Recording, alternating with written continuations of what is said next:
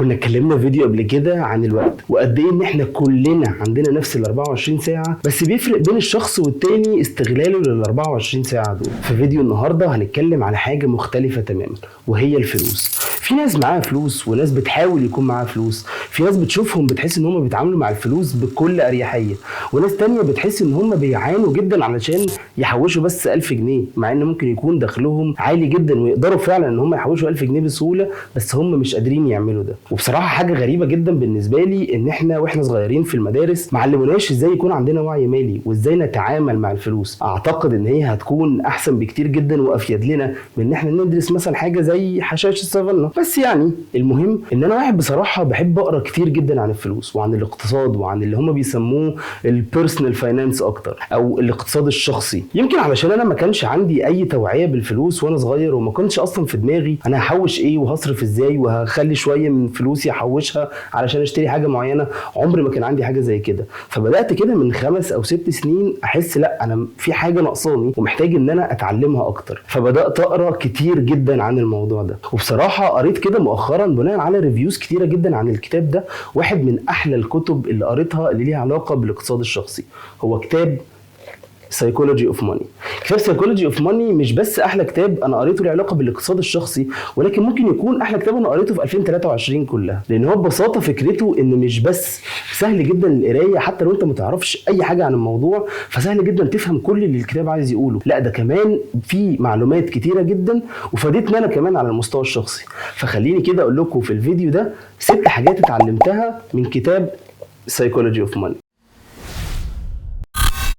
خليني كده قبل ما اقول لك على اول حاجه اتعلمتها من الكتاب ده احكي لك قصه. سنه 1968 كان في تقريبا 300 مليون طالب قبل الجامعه او في الهاي سكول زي ما بيسموها بره. 300 مليون طالب دول في العالم كله، ومن ال 300 مليون طالب دول كان في 300 طالب بس موجودين في مدرسه صغيره في ولايه سياتل. المدرسه دي اسمها ليك سايد. ليك سايد دي يا سيدي الوحيده في العالم اللي كان عندها مدرس بيبص شويه للمستقبل، وطلب من المدرسه ان هو يشتري جهاز كمبيوتر. وما اشتروش اي جهاز كمبيوتر كده خلاص، دول اشتروا كمبيوتر اسمه تيلي تايب موديل 30. وده ساعتها ما كانش كمبيوتر عادي، ده كان كمبيوتر الناس اللي متخرجه ما عندهاش اصلا اكسس ان هي تقعد عليه ولا تتعلم منه ولا تعمل اي حاجه. الكمبيوتر ده نفسه اللي ناس كتيره مش قادره تتعامل معاه ومش عارفه تشوفه ومش عارفه تتعلم منه، كان موجود في المدرسه دي وكان ليه تاثير كبير جدا على طالب واحد من ال 300 طالب دول. الطالب ده هو بيل جيتس. من 300 مليون طالب ل 300 طالب، فده معناه ان بيل جيتس كانت فرصته انه يقعد ويتعلم ويشوف الكمبيوتر ده نفسه هي كانت 1 على مليون. When I was in high school, the computer was brought in there, and I developed a fascination for it and became kind of fanatical about it, so that I didn't view it as risky. I viewed it as this kind of fun hobby. بيل جيتس وزميله اللي هو بول ألين اللي كان معاه في المدرسة قدروا بعد كده ان هم يعملوا شركة مايكروسوفت. وحتى كمراهق بيل جيتس كان ناس كثيرة بتقول عليه ذكي وبتاع شغل وعنده نظرة كده للكمبيوترز مختلفة عن نظرة اي حد تاني في العالم. بس مع كل الحاجات اللي عنده دي، من غير مدرسة ليك سايد ومن غير وجوده في مدرسة ليك سايد دي بالذات، ما كانش هيبقى بيل جيتس اللي احنا نعرفه، وشركة مايكروسوفت نفسها ما كانتش هتبقى شركة مايكروسوفت اللي احنا عارفينها دلوقتي، او على الاقل كانت هتتأخر كتير جدا علشان تبقى موجود. وده كلام بيل جيتس نفسه اللي قاله في انترفيو في سنه 2005 ان من غير ليك سايد مايكروسوفت ما كانتش هتكون موجوده. وهي دي اول حاجه اتعلمتها من كتاب Psychology of Money. هي فكرة ان انت مهما قعدت تخطط وتحسب وتشوف كل حاجة ماشية ازاي، لازم تكون متأكد 100% ان الحظ بيلعب دور كبير جدا في حياتك. وخلي بالك برضو ان ده مش معناه ان انت تفضل قاعد وما تعملش اي حاجة، لان زي ما قلنا ان كان في 300 طالب عندهم اكسس على الكمبيوتر ده، بس طلع لنا في الاخر بيل جيتس واحد بس. تاني حاجة طلعت بيها من كتاب Psychology of Money هي فكرة انك تكون زي الطيارين، مش زي الطيارين بتوع الدليفري، زي الطيارين بجد اللي بيسوقوا طيارة. كان في جملة كده سمعتها عن الناس اللي بتتعلم طيران، بيقولك ان الطيران هو عبارة عن ساعات وساعات من الملل بيتخللها لحظات بسيطة جدا من الرعب المطلق. العلاقة مع الفلوس نفس الكلام، هو مفروض تكون ان انت طول الوقت بتحاول تعمل الحاجات العادية، الحاجات اللي ممكن تحسها مملة.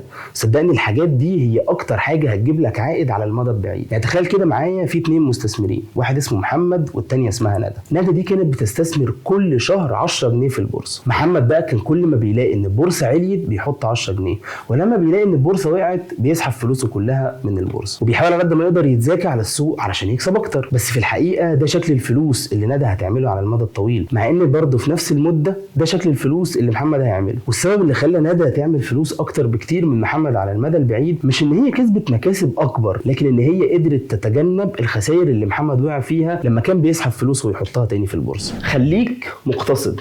مفاجأة صح؟ مورجان هاوزن هنا بيقول ان انت علشان تعمل فلوس كويسة انت مش محتاج يكون دخلك كبير قوي، ولا محتاج العائد على الاستثمارات بتاعتك تكون كبيرة، بس في الحقيقة هو ليه علاقة كبيرة جدا من نسبة التحويش اللي بتحوشه من دخلك ده. لو جينا بصينا على نظرية التحويش عموما هتلاقي ان هي سهلة، ان التحويش بيساوي الدخل اللي بيدخل لك ناقص المصاريف اللي بتصرفها، واللي يتفضل من الاخر هو ده التحويش. لكن الحقيقة ان الكتاب بيقول ان قيمة التحويش بتاعتك هي دخلك ناقص كبريائك. وبصراحة الحقيقة هو استخدم كبريائك استخدام في المكان المناسب، لان انت لما تيجي تبص على الحاجات اللي انت بتصرف فيها فلوسك شوف كده فيها كام في المية حاجات ملهاش لازمة او مش اساسية، او حاجات انت فعلا تقدر تستغنى عنها، وكام في المية منها بس علشان ترضي كبريائك وعلشان ترضي نفسك. رابع حاجة الكتاب بيحاول يوصلها هو قد ايه ان احنا فاشلين في ان احنا نتوقع مستقبلنا. حتى لو كنا مخططين ليه 100% فاحنا غالبا مش هنمشي على الخطة دي. معظم الناس بيفضلوا في نفس الشغلانة اللي هم قرروا ان هم يشتغلوها من هم عندهم 22 سنة، مع ان احتمالية ان انت تفضل قاعد في نفس الشغلانه دي وتكون مبسوط وتحقق كل الحاجات اللي انت نفسك فيها لمده 40 سنه احتماليه ضعيفه جدا. بتلاقي ناس كتيره بتقعد تعمل خطط ل5 سنين قدام و10 سنين قدام، مع ان في الحقيقه صعب قوي تتوقع ايه اللي هيحصل بعد سنه من دلوقتي، ده يمكن سنه كتير كمان، لان انت ممكن بسهوله جدا في خلال السنه دي يحصل حاجه ما كنتش متوقعها خالص وتوقع كل حاجه او تبوظ كل الخطط اللي انت كنت مخطط لها. والموضوع مش بس كمان في الحاجات الخارجيه او الحاجات اللي خارجه عن ارادتك، لا ده كمان احساسك نفسه للحاجات اللي انت بتحبها او بتكرهها بيتغير مع الوقت. يعني تخيل معايا تقعد في شغلك مثلا تقعد تحوش وتقرط على نفسك جامد جدا علشان تقرر ان انت تفتح المشروع اللي انت نفسك فيه، وتحوش مبلغ كبير جدا وانت مقتنع ان انا المبلغ ده هحطه كله في المشروع بغض النظر هو هيحصل ايه، وانا هحاول افضل استمر فيه لمده 2 سنين ولازم ينجح. بس انت صدقني مع الوقت ولما كل ما بتلاقي ان الموضوع مش جايب همه والصرف اللي انت بتصرفه مش شايف فيه اي نتيجه هتبدا تفكر هو انا ماشي صح ولا غلط. لو محوش مبلغ مثلا 100,000 جنيه وتصرف منهم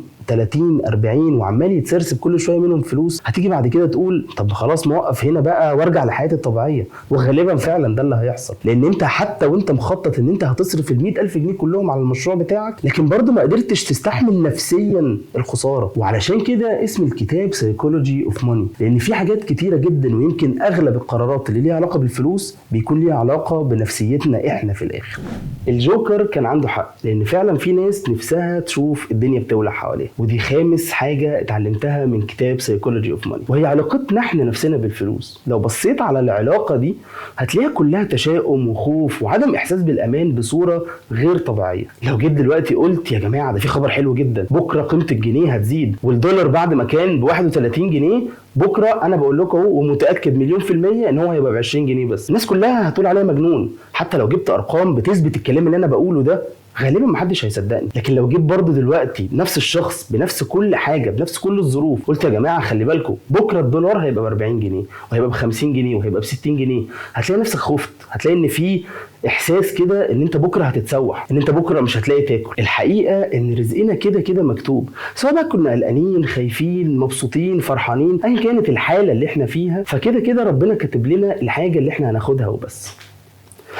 وكمان خلي بالك من حاجه، ان احنا دايما بنجري ورا الفلوس، مع ان كده في جمله قالها الشيخ متولي الشعراوي ان المال هو ادنى درجات الرزق والعافيه هي اعلى درجات الرزق. فالمفروض تكون فاهم كويس ان ممكن يكون ربنا مش مديك رزقك على هيئه فلوس، ممكن يكون مديك رزقك ده على هيئه ولاد صالحين او زوجه صالحه او زوج صالح مخلي الحياه بتاعتك جميله، او حتى صحتك نفسها ان انت مش بتصرف على نفسك ادويه وعلاج. وصدقني ايا كان نوع رزقك ايه فانت من غير الرضا عمرك ما هتحس ان في اي حاجه في الدنيا كفايه. سادس واخر حاجه اتعلمتها في الفيديو ده هي اهميه ان انت تنام بالليل مستريح. صدقني مش هتستفيد اي حاجه خالص لو انت بتشتغل شغلانه كويسه جدا وفلوسها كويسه جدا بس مخليك مش عارف تنام بالليل. انا مش بقول لك مش مخليك عارف تعيش حياتك اللي هو حاجه طبيعيه، لا دي بجد مش مخليك عارف تنام بالليل. وبصراحه بلاها اي شغلانه او اي حاجه هتجيب فلوس اللي هتاثر على صحتك، لان احنا زي ما قلنا ان اعلى درجات الرزق دي هي الصحه اصلا. فعلشان كده لازم تكون عارف ازاي تحافظ على صحتك مهما مهما كلف الامر ومهما ضحيت بفلوس علشان خاطر صحتك،